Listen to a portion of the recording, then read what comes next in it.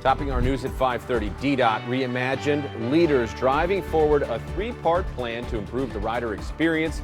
We are so glad you're with us on this Friday, February the 7th. I'm Simon Shakette. Great to be with you.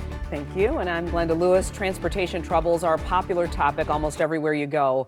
But the largest transit system wants to be a positive part of that conversation. DDOT's powerful plan on display right now, including right there on their website. 7 News Detroit reporter Christiana Ford is delivering a progress report.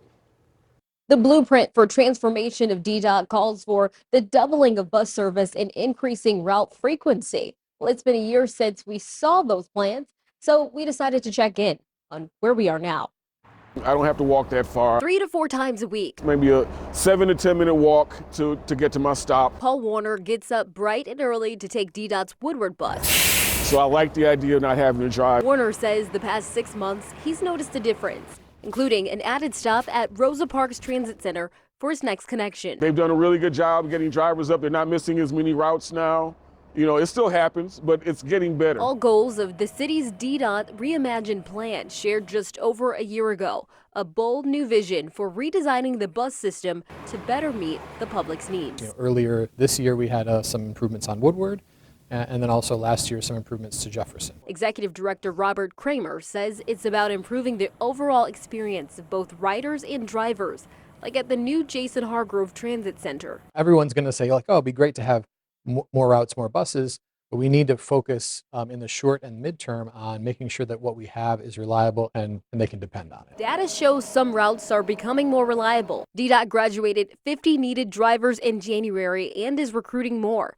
The changes are happening quarterly, which is why their plan has 6 to 10 more years until we see the full vision. So it's really a matter of increasing the drivers and increasing the buses incrementally, step by step as we go through the future. But advocates like Transportation Riders United say it's moving too slowly. We can't wait for good quality service. People are sick of waiting at bus stops in the cold.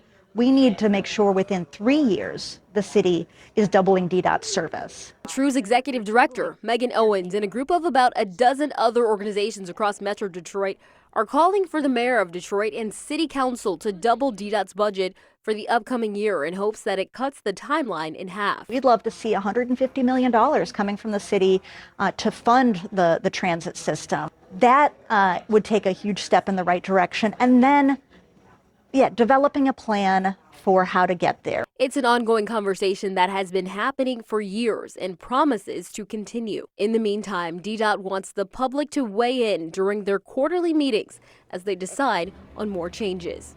Christiana Ford, 7 News Detroit. Thank you, Christiana.